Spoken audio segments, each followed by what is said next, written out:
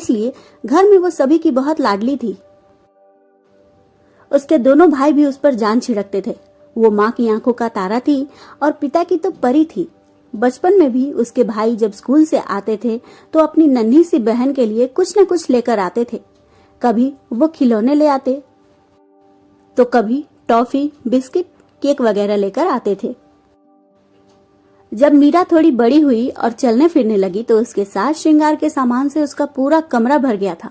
उसके भाई उसके लिए पूरे बाजार में घूम घूम कर बहुत प्यारे प्यारे हेयर बैंड, क्लिप आदि लेकर आते थे। मीरा की माँ ने उसे ढेर सारे घुंघरुओं वाली पायल पहनाई थी। जब मीरा बन ठन कर छम छम करती हुई पूरे घर में घूमती थी तो उसकी बाल सुलभ अटखेलियां देखकर सभी निहाल हो जाते थे। मीरा जैसे जैसे बड़ी होने लगी तो उसकी बौद्धिक क्षमता भी सबके सामने आने लगी थी। मीरा न केवल दिखने में खूबसूरत थी बल्कि उसका दिमाग भी बहुत तेज था। बचपन से ही घर में अच्छी परवरिश और प्यार भरा माहौल मिलने के कारण उसे अपने अधिकार भी अच्छे से पता थे और माता पिता के द्वारा दिए गए संस्कारों के कारण वह अपने फर्ज भी बखूबी निभाती थी। धीरे धीरे करके मीरा के दोनों भाइयों की शादी हो गई। घर में भाभीियों के आ जाने से मीरा बहुत खुश हुई। अब घर में बहू बेटियों की हंसी ठिठोली से घर का माहौल हमेशा जीवंत रहता था। परिवार में सभी बहुत खुश थे। कुछ सालों के बाद मीरा के विवाह की बात भी चलने लगी। मीरा की बुआ ने अपनी रिश्तेदारी में एक अच्छा रिश्ता बताया। लड़के का नाम कार्तिक था। लड़का देखने में स्मार्ट तो था ही, इसके साथ ही बहुत ही परोपकारी स्वभाव का भी था। मोहल्ले में किसी को भी कोई भी तकलीफ होती थी तो वो झट से दौड़कर चला जाता और सबकी मदद करता था। आधी रात को भी कोई उससे मदद करने के लिए कहता था तो वह बिना सोचे समझे मदद करने के लिए चला जाता था। कार्तिक पेशे से इंजीनियर था और अच्छी खासी कमाई भी थी उसकी। घर में उसका छोटा भाई और माँ, बस छोटा सा परिवार था उसका। उसके पिता का स्वर्गवास हो चुका था, इसलिए घर की सारी जिम्मेदारियां उसी के कंधों पर आ गई थी। मीरा को भी कार्तिक पहली नजर में ही भा गया था। कार्तिक ने मीरा को पसंद कर लिया था। बस फिर क्या था, मीरा के माता पिता ने भी सुखी परिवार समझकर बेटिया का रिश्ता तय कर दिया। मीरा के परिवार ने बहुत धूमधाम से घर की लाडली बेटी का विवाह करवाया। मीरा उस दिन दुल्हन के लाल जोड़े में सज धज कर किसी महारानी के जैसी प्रतीत हो रही थी। घर में सभी को पता था कि मीरा शादी के बाद विदा होकर अपनी ससुराल चली जाएगी, लेकिन उसके विदाई के समय परिवार के किसी भी सदस्य की रुलाई रुकी नहीं रही थी।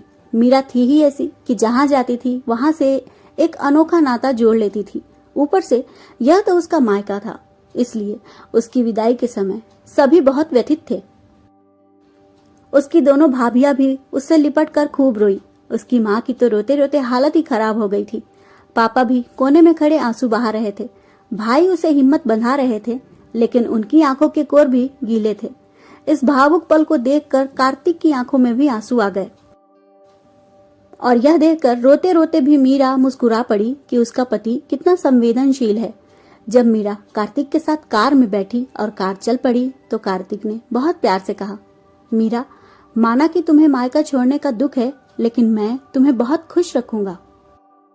मीरा ने शर्मा कर सिर झुका लिया और धीरे से बोली, लेकिन मेरी विदाई के समय आप क्यों रो रहे थे? कार्तिक झेंपते हुए कहने लगा, वो क्या है ना कि मैं किसी को रोते हुए नहीं देख सकता, इसलिए।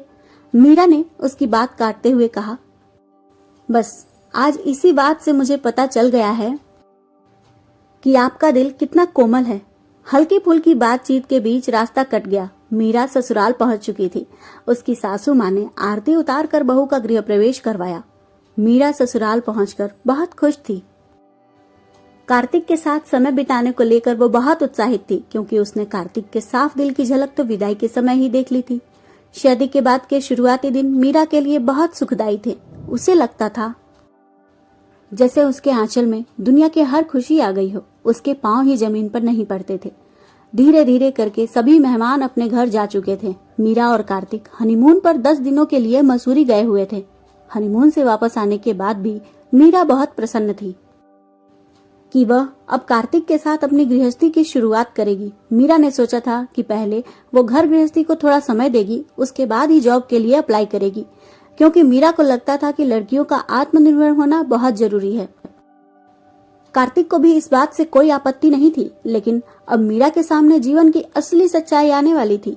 अगले दिन सुबह सवेरे मीरा जब सुबह 6 बजे उठकर रसोई में आई तो उसकी सास उपासना जी रसोई में खड़ी होकर पानी गर्म कर रही थी। बहू को देखते ही उन्होंने बुरा समूह बनाते हुए कहा, देखो बहू, अब इतने दिन हो गए तुम्हारी शादी को, अब यह नई नवेली दुल्हन वाले चौंचले छोड़ो और घर गृहस्थी संभालो। अब क्या सारी जिंदगी मैं ही घर की जिम्मेदारी उठाती रहूंगी? मीरा सकपका गई और झट से बोली, नहीं नहीं माँ, मैं तो खुद ही सोच रही थी कि आज से घर के कामों में मैं आपकी मदद करूंगी। उपासना जी जरा ऐंठते हुए बोली, मदद करोगी से क्या मतलब? यह घर तुम्हारा भी है ना, तो घर के सारे काम भी आज से तुम्हारे हुए। अब तो मुझे छुट्टी चाहिए, इतने सालों से मैं सब काम करती आ रही हूँ। बहू के आने के बाद भी मैं ही काम करूंगी तो फिर बेटे की शादी करवाने से फायदा ही क्या है? मीरा से इस लहजे में कभी भी किसी ने बात नहीं की थी, उसे तो बस प्यार दुलार ही मिलता आया था। उसकी सास आगे बोली, और सुनो बहू, अब इतनी देर से उठना नहीं चलने वाला है। बहुत मजे कर लिए तुमने, कल से सुबह 5 बजे उठ जाना। वो क्या है ना कि मुझे सुबह सुबह रात के भीगे हुए बादाम के साथ गर्म पानी चाहिए होता है। उसके बाद मैं वॉक पर जाती हूँ, वापस आने के बाद मुझे चाय नाश्ता चाहिए होता है। कार्तिक को भी तो ऑफिस जाने के लिए समय से नाश्ता चाहिए होगा, फिर उसका टिफिन भी बनाना होता है, और तुम्हारे देवर को भी कॉलेज जाने से पहले नाश्ता चाहिए होता है। तो यह सारे काम सुबह सुबह के तुम देख लेना। उसके बाद घर में काम ही क्या होता है, बस झाड़ू पोछा कपड़े बर्तन, यह सब तो तुम्हें करना ही होगा। ऐसा कहकर उपासना जी अपना गर्म पानी का गिलास लेकर रसोई से बाहर चली गई और मीरा हक्की बक्की सी खड़ी रह गई। ससुराल की रसोई के बारे में उसे तो कुछ पता ही नहीं था कि कौन सा सामान कहाँ रखा हुआ है। वह सोचने लगी कि कम से कम मम्मी जी ये तो बता देती कि चीनी चाय पत्ती कहाँ है तो मैं सबके लिए चाय बना लेती। मीरा ने किसी तरह चाय का सामान ढूंढकर चाय बनाना शुरू किया। तभी उसकी सास फिर से रसोई में आई तो मीरा कहने लगी, माँ, अगर आप मुझे बता देती कि कौन सा सामान कहाँ रखा है तो काम करने में आसानी हो जाती। उपासना जी मुंह फुलाते हुए बोली, बहू, अब ये रसोई तो तुम्हारी ही है, तो मैं क्या सामान बताऊंगी? जाओ खुद से देखो कि कौन सा सामान कहाँ रखा है।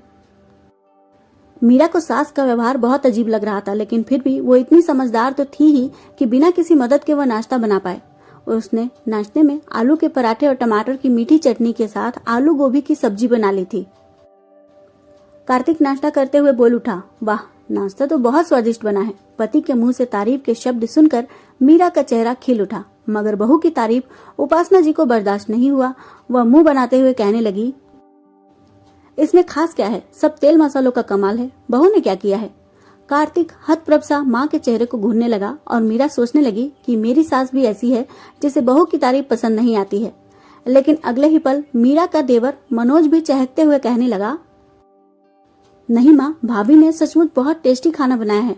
भाभी, एक पराठा और दो ना मुझे, आज तो मेरी भूख ही बढ़ गई है। मीरा ने मुस्कुराते हुए अपने देवर को एक पराठा और दिया। उसकी सास मुंह बनाते हुए नाश्ता करने लगी। नाश्ता वाकई में बहुत स्वादिष्ट था, लेकिन बहू के लिए वो तारीफ के शब्द कैसे कह सकती थी। कार्तिक के ऑफिस जाते ही उपासना जी ने अपने सास के रूप का किरदार संभाला और मीरा को दिन भर काम बता बताकर उसे नचाने लगी। मेहमानों के जाने के बाद घर बहुत अव्यवस्थित हो गया था, तो सारा दिन उन्होंने मीरा से घर की साफ सफाई करवाई, कमरे ठीक करवाए, बहुत